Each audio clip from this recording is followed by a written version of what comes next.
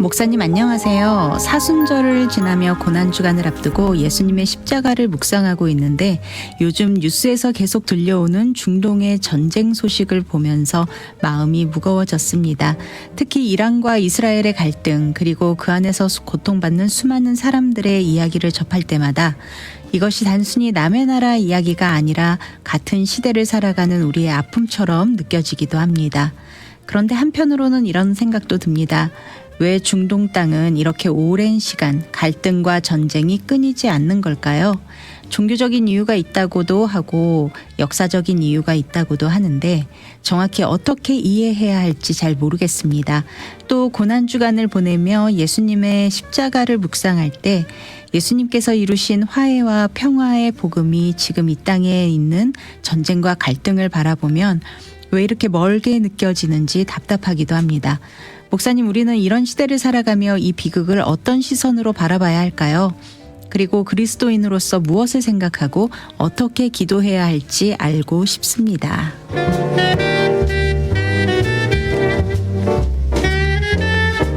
네, 목사님 오늘은 이런 사연을 주셨습니다. 지금도 미국과 이스라엘과 이란의 전쟁으로 온 세계가 혼란 가운데 있는데요. 사연 주신 분처럼 아마도 많은 분들이 마음이 편치 않으리라 생각이 됩니다. 기름값도 엄청나게 오르고 경제 상황도 더 불투명해지고 있어서 사업하시는 분들에게는 특히 좀 더 어려운 시기가 아닌가 생각이 됩니다.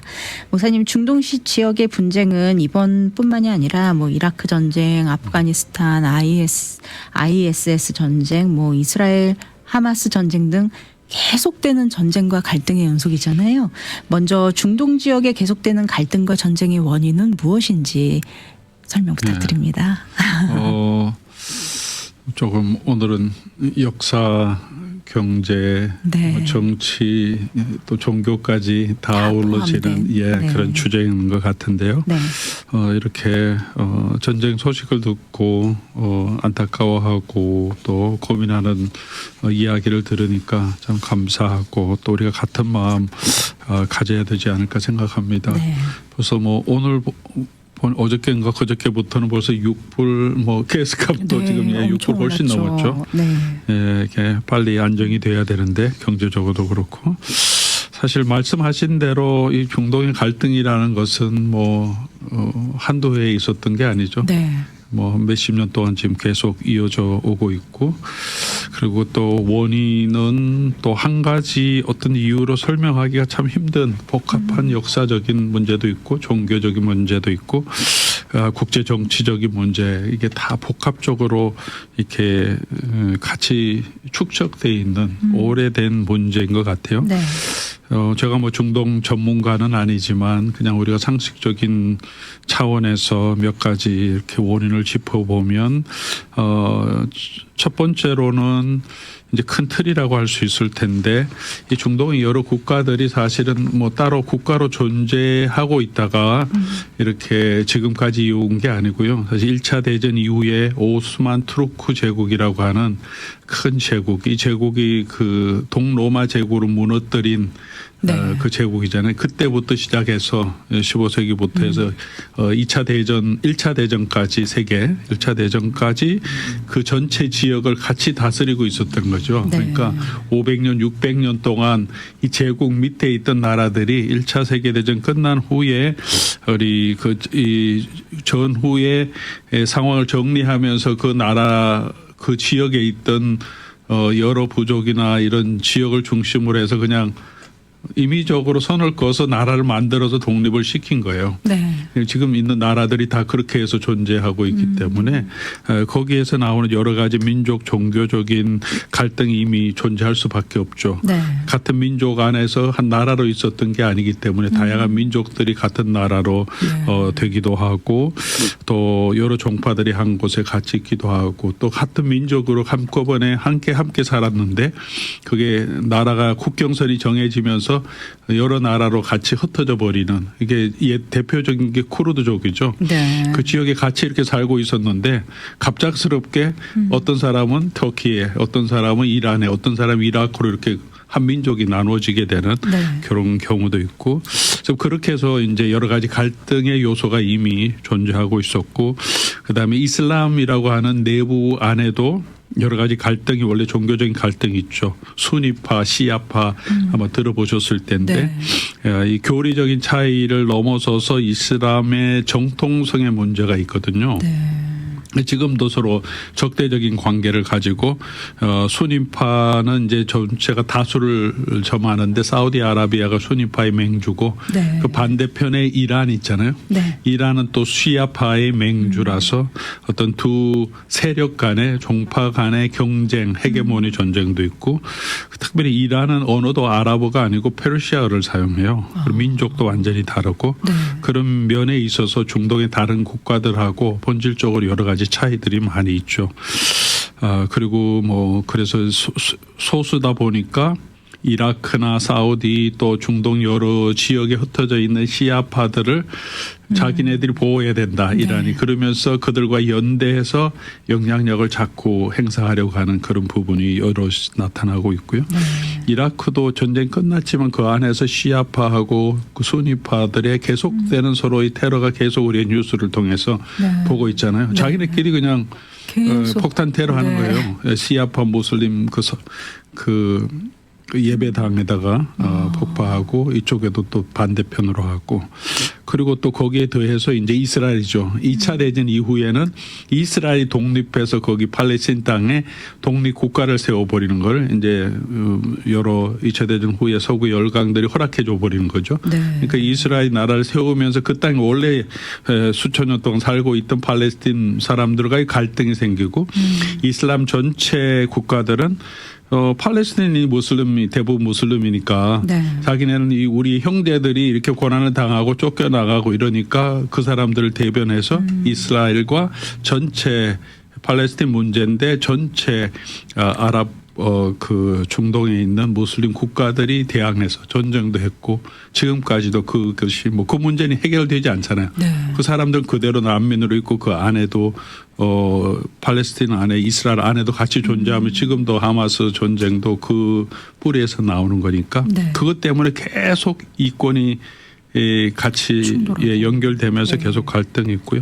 그것도 이 지역의 위치 자체도 조금 지정학적인 위치도 있죠. 여기는 아시아, 아프리카 그리고 유럽을 잇는 연결고리잖아요. 그리고 유럽뿐만 아니라 유럽 중에서도 이 러시아까지도 이어지는 그러니까 모든 여기서의 분쟁은 모든 국가들과 다 연결될 수밖에 없고 특별히 이제 이 지역이 산유국이기 때문에 세계 가장 많은 석유가 생산되고 하는 곳이기 때문에 그 석유 경제적인 이권을 잡기 위한 모든 나라들 특별히 열강들이 여기서 같이 자기 이권에 맞물려서 자기 유익을 위해서 참여하고 있다 보니까 이게 뭐 그냥 종교적인 문제로 이스라엘 팔레스타인 문제로 또 해결될 수 없는 복잡한 상황이 있죠. 그래서 뭐 한번 협상한다고 이게 문제 해결 안 되고 계속 이런 문제가 이어져 오게 되는 거죠. 아마 이 전쟁은 끝나더라도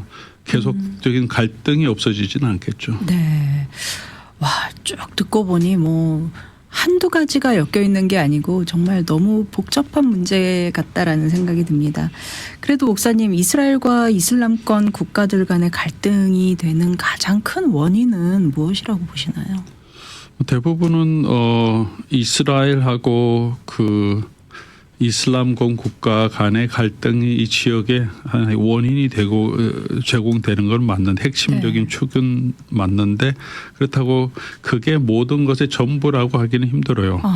그리고 그 특별히 이제 이스라엘하고 또 다른 모든 아랍권 국가들하고의 갈등이 가장 강력한 대립이 되기 때문에 가장 크게 두드러지게 되긴 하죠. 그러니까 이스라엘 독립 이후에 팔레스타인 문제는 지금까지 계속 이어져 오는 문제고 팔레스타인 사람들은 계속 이제 쫓겨나고 자기 땅을 뺏겼다는 의식 때문에 이스라엘이 다 없어져야 우리가 이제 살 수 있다. 그리고 이스라엘 사람들도 이 자기네 원래부터 아브라함에게 하나님이 약속한 자기 땅이기 때문에 이 팔레스타인 다 몰아내고 우리가 이 땅에서 그 다시 하나님의 나라를 세워야 되겠다는 시오니즘도 많이 작용하니까 네. 이게 한 이스라엘이라는 유대인들이 있고 그다음에 또 팔레스타인인들이 같이 있는데 네. 한쪽을 다 없애지 않으면 이 문제가 끝나지 않는 상황으로 지금 서 있으니까 네. 서로가 화합하면서 같이 공존해야 되는데 그 선이 거의 많이 넘어가 있으니까 네. 이 문제는 해결될 수가 없죠. 그렇다고 상대방을 모두 다 죽일 수도 없고. 그렇죠. 팔레스타인 전체 사람들 뒤에는 또 같은 무슬림 형제라고 하는 모든 아랍권들이 있기 때문에 네. 그러니까 이 문제의 소지는 아마 계속적으로 이어질 수밖에 없는 그런 문제가 있고 그렇다고 해서 뭐 이 중동 전체의 문제가 팔레스타인하고 또 이스라엘의 문제라고만 국한할 수는 없어요. 왜냐하면 여러 가지 다른 갈등을 보면 좀 전에도 말씀드렸지만 이슬람권 안에도 복잡한 미묘한 서로 간의 경쟁, 종교적인 또 분파적인 갈등 그리고 또 같은 나라지만 거기 다양한 민족들이 같이 그 안에 들어 있거든요. 네. 민족도 있고 사우디나 이런 쪽에는 부족 개념이 있어요. 우리 부족, 우리 집안이라고 한국어로 말해 집안이라고 네. 하죠. 한 부족의 족장들이 있고 그러면서 그것들이 함께 연대해서 국가를 이렇게 세워가는데 그들 간의 이권, 경제적인 이권, 정치적인 이권을 가지고 서로 경쟁하고 이렇게 다투는 모든 복잡한 상황이 있거든요. 네. 아프간의 문제도 해결되지 않은 것은 그 나라 안에 엄청난 이 다른 지역마다 이렇게 새로운 다른 민족들이 있기 때문에 서로 민족 간의 분쟁 때문에 이게 한 나라를 통치하기가 너무 힘든 그런 어려움이 있어서 네.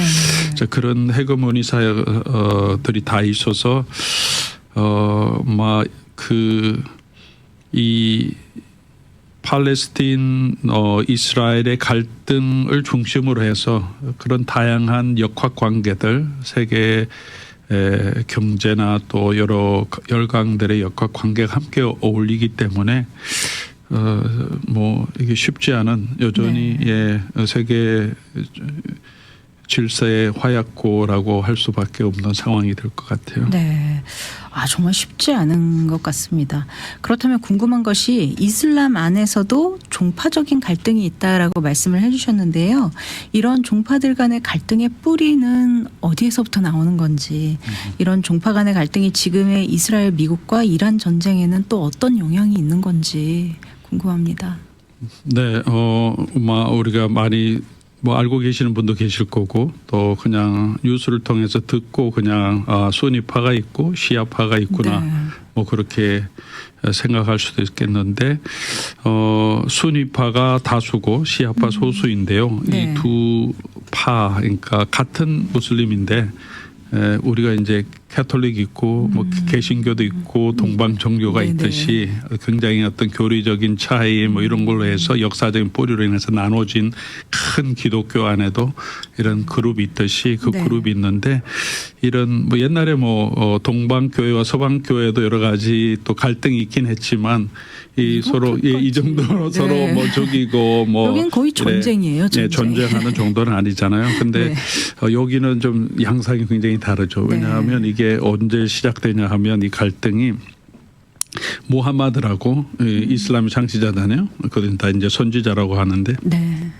무하마드가 이제 죽었잖아요. 네. 죽고 난 다음에 이제 그 리더십을 이게 신정일체 체제니까 무하마드가 종교적인 지도자이면서 또 전체 이슬람 공동체의 정치적인 지도자였는데 네. 죽은 다음에 이제 후계가 세워야 되잖아요. 네. 후계를 어떻게 세울까 하는 데서부터 이제 갈등이 생긴 거예요. 네. 대부분 이제 이 무슬림 공동체에서는 리더가 모하마드의 그 혈통이 아니라 자기네들 중에서 가장 적절한 사람을 리더로 칼리프라고 하는 칼리프로 세워서 이제 선출해서 세우는 리더십으로 이렇게 이끌어가는 게 일반적으로 이제 하려고 했던 거예요. 그렇게 해서 아부 바르크라고 하는 칼리프를 선출하고 이제 그 통치 아래서 이제 우리가 하나로 뭉치자 이렇게 해서 세워진 게 이제 수니파예요.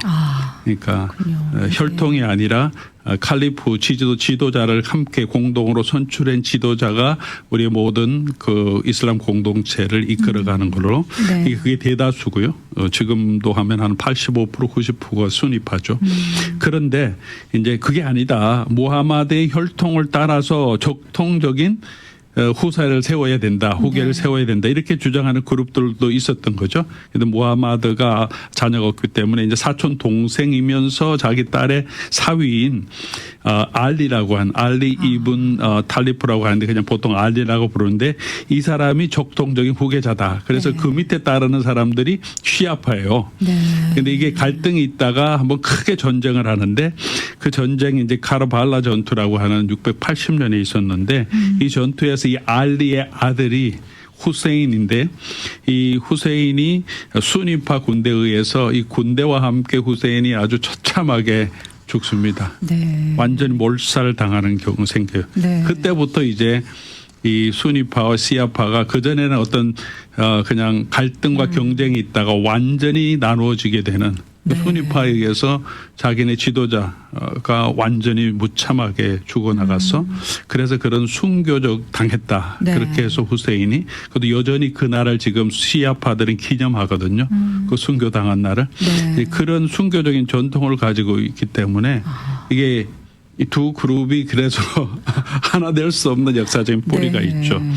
그래서 시아파는 그런 본질적으로 억압받는 순교자적인 전통을 가지고 있기 때문에 소수지만 다수의 무력에 결코 굴복하지 않고 네. 그때부터 지금 이제 600년 7세기니까 이때까지 수백 년 동안 같은 갈등 가운데 소수 그룹인데 그 갈등 가운데 우리는 버티고 네. 어떻게든 이겨나가야 된다. 우리 생명을 다해서도 이 순교적인 전통을 이어가야 된다. 이렇게 네. 하니까 이란이 지금 극단적으로 이제 저항하겠다 하는 그 정신도 이런 여기서부터. 그의 종교적인 전통 안에서 나오는 거죠. 우리 그 순교자 후세인을 따라서 우리 지도자도 순교했고 지금 네. 우리도 같이 이 미국을 상대해서 순교할 정도로 막 이렇게 우리 끝까지 간다. 뭐 이런 네. 강경파가 우세하는 게 그 종교적인 역사적인 배경이 있는 거죠. 그러니까 이게 두 가지 갈등이 이거는 어떻게 해소할 수 없는 이미 갈등이 생겨 있는 거죠. 다른 나라가 개입한다고 해서 해결될 문제가 아니네요.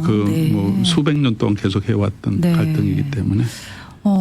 그런 사정이 있었다라는 걸 또 오늘 알게 됐습니다. 그런데 이 기독교인의 입장에서 이런 중동 문제를 어떻게 바라보아야 할지에 대한 고민도 있는 것 같아요.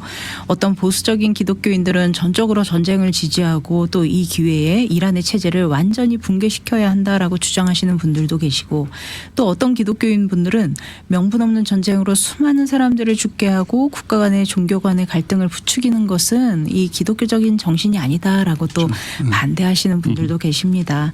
오늘 사연 주신 분의 고민은 고난주간을 보내며 예수님 십자가를 묵상하면서 이런 갈등과 전쟁, 우리가 기독교인의 입장에서 어떻게 바라보고 기도해야 할지에 대한 궁금증이 있으신 것 같아요. 네, 그렇죠. 네. 아마 이게 뭐 제일 핵심적인 네. 우리 고민이 아닐까 생각합니다. 네, 이게 뭐 전쟁 우리가 시작한 것도 아니고 내가 시작한 지금까지는 것도 아니고 그런 배경에 대해서 저희가 잠시 설명을 뭐 전쟁 해드린 거고. 계속 있어 오고 이 땅에는 언제나 갈등도 있고 민족 간의 종교 간의 또 국가 간의 갈등이 있는데 네. 특별히 이런 전쟁을 보면서 기독교인 우리는 걸 어떻게 바라봐야 되나. 그리고 뭐 남의 나라 이야기 아니라 우리가 네. 살고 있는 미국과 또 같이 참여하는 일이기 때문에요. 그래서 이런 것들을 볼 때 우리가 본질적으로 본질이 어떤 것인가를 기독교인으로서 우리가 그거를 먼저 확인하는 데서 시작하는 게 더 적절한 게 아닌가 생각합니다. 네. 그러니까 이 전쟁에 찬성하느냐 반대하느냐 누가 내 편이냐 이거보다도 복음 안에서 우리는 예수님을 따라간 기로 작정한 사람이기 때문에 네. 복음이 우리에게 어떤 기준을 주는가로 이렇게 이 사건을 바라보는 게 중요한 것 같아요. 네. 이런 입장에서 보면 십자가의 정신이 우리가 가져야 할 언제든지 근본적인 출발점이 되지 않습니까? 아멘. 그러니까 하나님 우리 편이다. 하나님 우리 편이 되어서 우리가 승리를 주셔야 된다. 이전에 네. 우리가 하나님 우리 편이 되어주기 위해서는 우리가 예수 그리스도께서 전해주신 그 정신을 따라가야 되는데 네. 우리가 십자가의 정신을 따라가고 있느냐 또는 십자가의 방법을 따라가고 있느냐 하는 것을 먼저 물어봐야 되는 것다고 생각해요. 저는. 네. 그래서 예수님이 세우신 그 하나님의 나라는 바로 그 십자가의 정신으로 세워지는 나라이기 때문에요. 네. 그 예수님의 십자가의 정신의 힘으로 우리 대적들, 우리를 특별히 박해하는 사람들, 원수들을 굴복시키는 게 아니잖아요. 네. 저희가 지금 뭐 매일 성경으로 우리가 지금 계속 묵상하는데 요한복음 묵상하고 있는데 예수님 잡혀가실 때 당신을 순순히 내어주시잖아요. 네. 칼을 들어서 대적하려고 하는 베드로에게 칼을 네 칼집에 꽂으라. 네. 나의 나라는 이 땅에 속한 게 아니다. 빌라도가 너가 유대인의 왕이냐? 맞다. 그렇지만 내 나라는 이 땅에 속한 것이 아니다. 네. 그 예수님이 세우시는 그 나라는 우리 이 세상의 어떤 힘과 권력으로 세우는 나라가 아니라고 말씀하셨고요. 그렇기 때문에 우리가 이런 것을 볼 때 우리 편이 누구냐 편가르기보다 또 우리에게 뭐가 경제적으로 정치적으로 유리한가 그런 또 공리적인 차원 아니면 나의 유익이 뭐가 되나 하는 그 차원이 아니라 내가 정말 그리스도께서 우리에게 원하시는 건 뭐냐 우리가 그리스도의 그 길을 도를 따라가는 방법이 뭐냐 하는 것들을 생각해 보고 거기서 네. 우리가 어떻게 해야 될까 하는 게 나오는 게 맞지 않을까 생각합니다. 네. 그러니까 악을 또 한편으로는 또 전쟁이 없을 수 없는데 국가에 또 그 리더들이 있고 그 위정자들이죠. 권력을 가진 사람들은 악을 제어하고 약자를 보호하고 질서와 평안을 유지하는 책임이 있다. 성경도 네. 그것을 인정하고 너희가 택수도 내고 권세에 복종하라 하실 때 그 권세는 이런 순기능을 하는 권세죠. 악을 제거해야 되고 약자를 보호하고 질서와 평안을 유지하고 네. 그래서 그 전쟁을 하는 이유도 이제 그것 때문에 한다고 늘 얘기를 하죠. 네. 근데 그 이유가 얼마나 정당성이 있느냐 하는 것도 우리가 살펴봐야 되겠고요.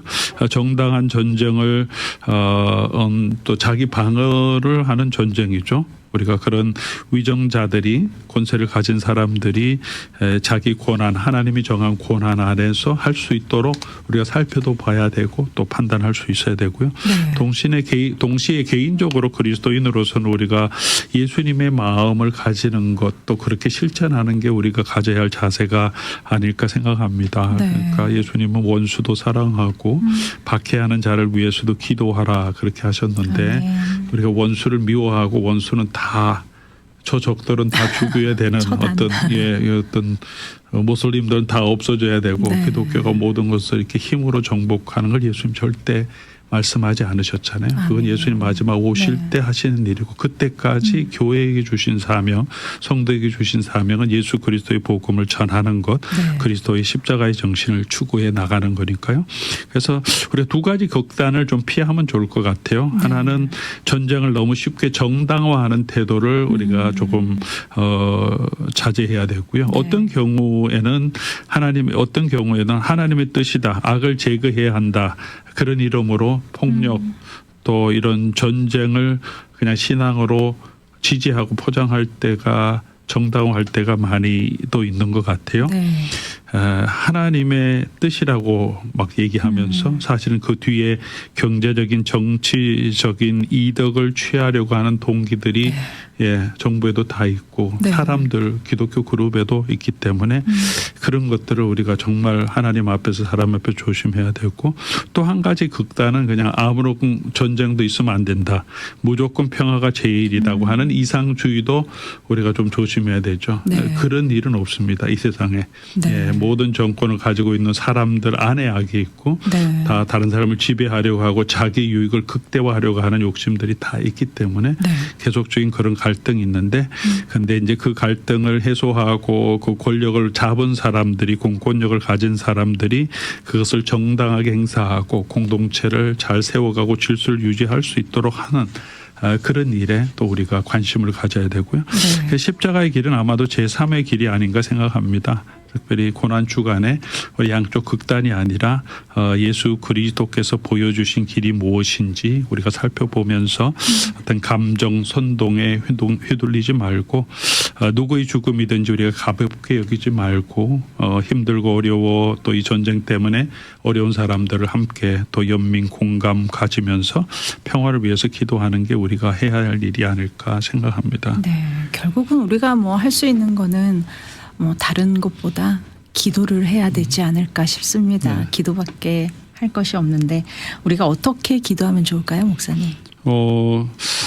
기도는 뭐 마지막 수단이 아니라 가장 본질적인 그렇죠. 사명이겠죠. 네. 고난 주간 지나면서 아마도 이런 방향으로 기도하면 좋겠다고 생각해요. 내 생각보다 하나님의 마음을 구하는 기도, 내가 하나님의 뜻대로 우리가 세상을 바라볼 수 있는 눈과 마음을 달라고 그리고 이런 상황에서 감정적으로 반응하지 않고 하나님의 복음의 진리로 이 세상을 바라볼 수 있도록 그게 중요한 것 같고요. 그리고 특별히 이제 전쟁 일어나면 여러 개 고통 당하는 사람이 양쪽에 다 있잖아요. 네.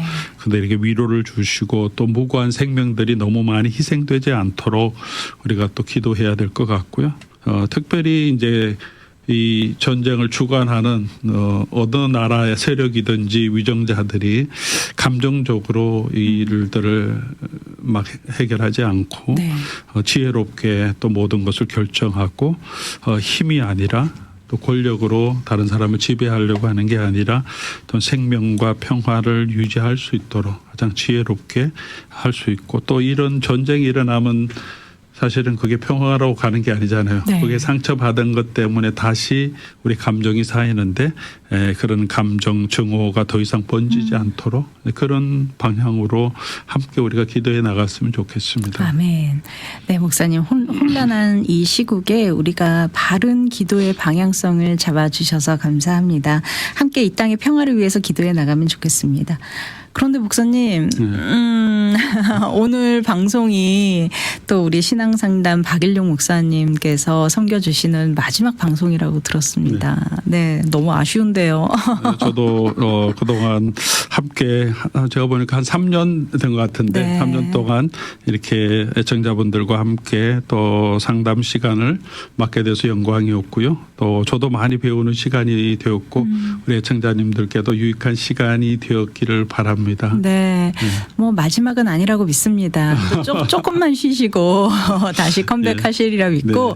앞으로 또 어떤 사역의 계획이 있으신지. 네, 뭐 특별한 건 없고요. 네. 제가 여러 가지 뭐 특별한 이유가 있어서 하차하는 건 아니고 개인적으로 좀 시간적인 부담이 많이 있어서 좀 저희가 현재 하는 사역 계속 조금 더 집중하고 또 하나님께서 저를 향해서 인도하시는 길들을 조금 더 기도하며 따라가려고 좀 시간을 좀 가지면 좋겠다 생각이 들었고요. 네. 뭐 그래도 이 신앙 상담은 계속 이어질 거고 또 우리 좋은 분들이 또 같이 이끌어 가시기 때문에 여러분께서 계속해서 이 신앙 상담 또 애청해 주시고 또 여러 가지 사연들이 있으면 보내주시고 그래서 네. 함께 잘 세워갈 수 있으면 좋겠습니다. 저도 이렇게 함께 맡아서 진행하면서 다양한 부분에 대해서 네. 또 저도 같이 공부하고 또 준비할 수 있어서 저에게도 참 유익한 시간이었던 것 같습니다. 네. 그리고 뭐 저 만나는 사람마다 이렇게 잘 듣고 있다, 좋은 도움을 받고 있다 이렇게 격려해 주셔서 너무 네. 감사합니다. 네, 저희는 뭐 다시 또 컴백하실 그날을 기다리면서 또 주님의 잠시 뜻이면.